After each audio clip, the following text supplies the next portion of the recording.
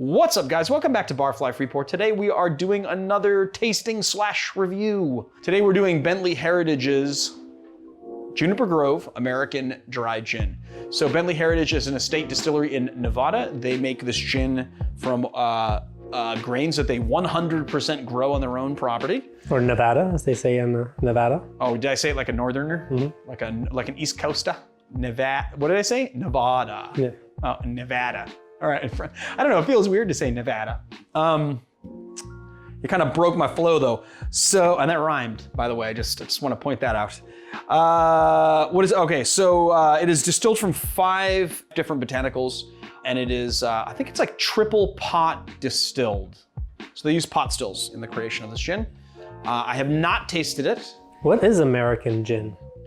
I did get this bottle for free though. It's gin made in America, that's it. It's just like there's basically what they're doing is they're making like Making a new style? They wanted, it's their take on a London dry gin, but you can't call this London dry gin if it's not. So it's an American made gin? in England, so it's an American version. It's an American dry gin. It's an American version of London dry style, I would think. Let's give it a little tasty poo, shall we? Ooh-ah, ooh-ah. Ooh, I feel like the nose is super citrusy.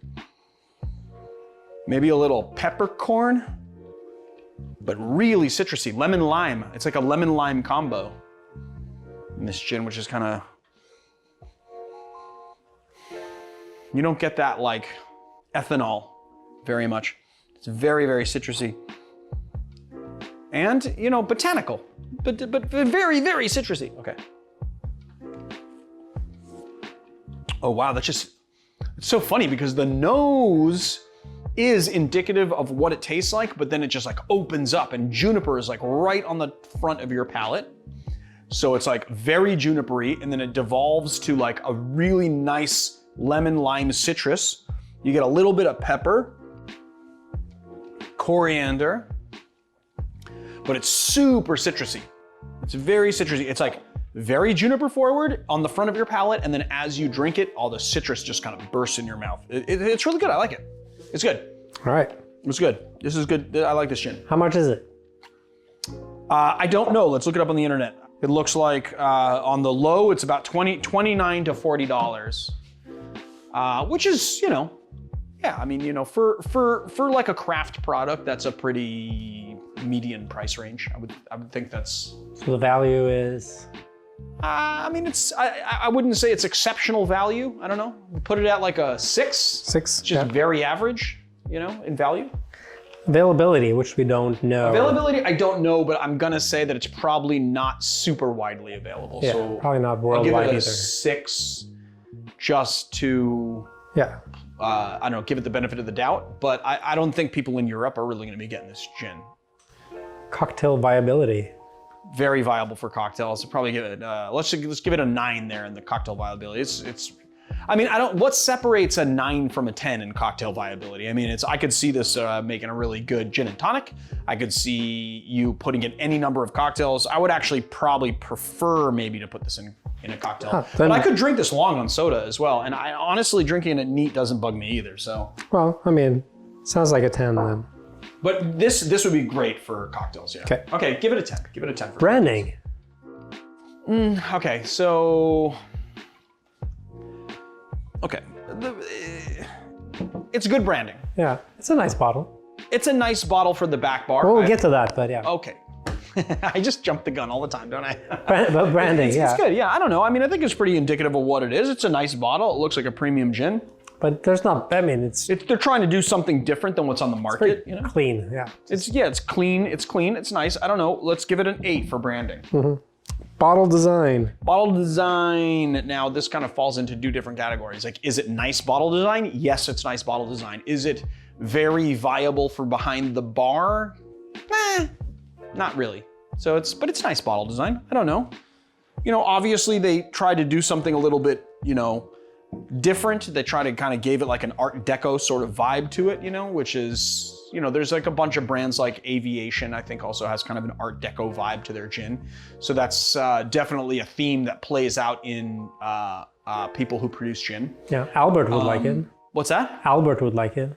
Albert Reefy. Reefy, that's it. Albert Reefy would like it. Yeah, he would like it, because he's just he's on an African safari to beat the band. I don't know if that even made sense.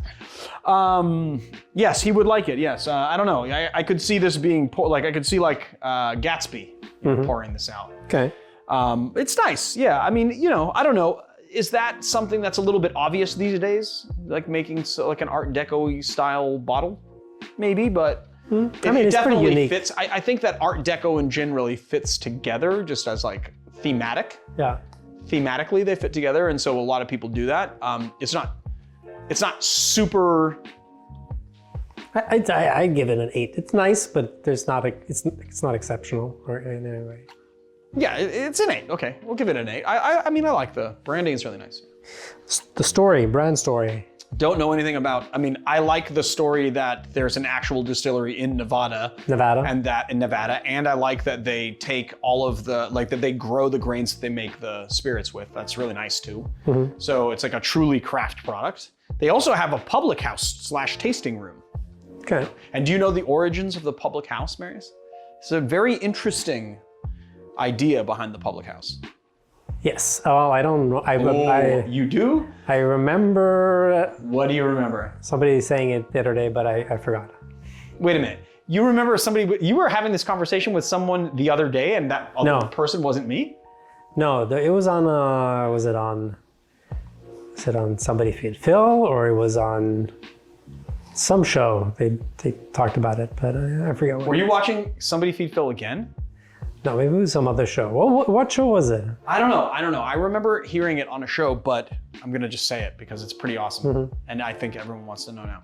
So during the Revolutionary War widows would have to be taken care of by the community because that's what they did back in the day. So a lot of communities, to sort of offset the burden of having to take care of this widow who doesn't have a husband anymore, or people who don't have any sons, would literally allow them to make their house into a pub or an inn or a bed and breakfast, usually with a bar. So like originally bartenders were women, right? And they were running what was called a public house, right? Which is like a place where people can go so that they can earn a little bit of money and not be a burden on what they called the community chest. Because you would think that if a small community had 4 or 5 or 6 war widows, that would be kind of a burden financially on their community. So they sort of licensed these women to run bars, and that's where the term public house comes from. Oh, I was thinking... Because they made their house into a public, like eatery and like a bar, basically. Yeah, I was thinking of the British one, and there was Cook on James May. Cook, yeah. So what was he actually? I remember hearing that too. What was his? Because he has an older version of it, I think. Yeah, because that's the American version of a public house. It was that everybody was brewing beer at their own house, but they brewed too much beer and it wouldn't last, so everybody got invited to drink all the beer, the leftovers. Oh, and then the community would take turns. Yeah. I like that too. I think that's an older definition and a definition from another country. The American definition is true though. So that's pretty cool. I don't know. Actually, both definitions of a public house are pretty gosh darn cool, if you ask me. So back to the story. I don't know. I mean, I don't know. Just give it a 5 for story, because to tell you the honest to God truth, it is a nice story, but it is the same story that you hear for a lot of different distilleries. It's not exceptional in any way. Neutral 5. All right. Overall in category. Overall in category, I would give it a 7. 7. Okay. It's pretty strong. Personal preference. Categories aside, just as I mean, it is definitely my style of gin, although to tell you the honest to God truth, even though it has a lot of juniper on the front end, it devolves into a lot of citrus. And while I love citrus in gin, and I think it should be there, it might be a little bit overly citrusy for me. That being said, it does speak to my taste. So I would give it like, I don't know, 7? 7? 7. For like overall, like just my personal taste. Fun factor. I mean, is the bottle fun? Yeah, I mean. Here's the thing. It's a bottle that would be fun if they were the only ones doing it, but I don't think it's overly fun bottle. I don't know if if fun factor really comes into play with this brand. Do you? No. I mean, it's more fun than, say, Beefeater or some other generic gin. I actually think that Beefeater is really fun though. You think that's fun? Oh, because of the Beefeater person? Well, like the Beefeater guard. person, but then also I feel like Beefeater has gotten this reputation for being low quality old man's gin. And that's just so far from the truth. And not only that, but anytime we make a Beefeater cocktail on Barfly, we get a slurry of just like comments just totally denigrating this gin. And it's actually really high quality gin, and you can get it for like 17 bucks a fifth, which is, I said a fifth again, even though it's really 750 ml. So for like your 750, you get it 17 bucks. It's a great deal, and it's a wonderful, very versatile gin. Right, but back to fun factor on this one. So I think that is fun. I don't know. I think Beefeater is really fun. I think that Plymouth is really fun like too in its own way. 6? Yes, I don't know. 6, yeah, sure. Workhorse viability. It's not a workhorse. It's priced out of the workhorse category. Yeah. Okay. It's so 5. You can get lower priced gins that are in the same category. Okay. So workhorse viability is out on this one. Right, but so it would score lower than a neutral, because it's just. No, I would think I don't know. I mean, it is. Here's the thing: craft brands cannot price their product low because it costs a lot to produce their product. So is this fairly priced? Yes, it's a very fair price. Is it a workhorse price though? $40 is, I think, a little bit out. I think anything above 25 bucks is outside of the workhorse realm. So what do you think? Like a 3, 4? You really want to do, I think, yeah, maybe 4. 4. Give it a 4 for like workhorseness. Yeah, I mean, if it's priced so high that it's not something you want to keep in your bar because you don't really want to use it because it's. Well, it's not that high price. It's not $100. No, but compared to other gins, this isn't something that you would keep in your bar and use all the time. You'd rather get some other gin. I don't know, because you're opening Pandora's box, because the thing is that I'm of the opinion that you should have a lot of different gins, and all of those different gins are, because they're so nuanced, and even if they're the same category, like London Dry or American Dry, like they're so nuanced. There's so many nuanced it's just something that flavors in them that I think you should have a lot of gin in your bar. Right. And I don't think that you should only have a $17 bottle of gin. I think you should have. Most premium gin is going to fall in that $35 to $45 category. Right. So is this something that our viewers should consider picking up and using on the regular, or is it not worth the price for that? It is definitely, it is worth the price, and it is a good enough gin that I would think that somebody should pick it up and use it as a workhorse. That's their own. That's their own. I'm going to use it. How about that? I'm going to use it. That's their own decision. Neutral 5 then. All right. All right. That's their own decision. I don't know. What do you think it's going to land on? I think it's going to be in the mid. I think it's going to be like high 50s, low 60s. 68. Whoa, high 60s. Wow. Yeah. Dude, I think it's scored higher than the St. James, because weren't those like 66, 67?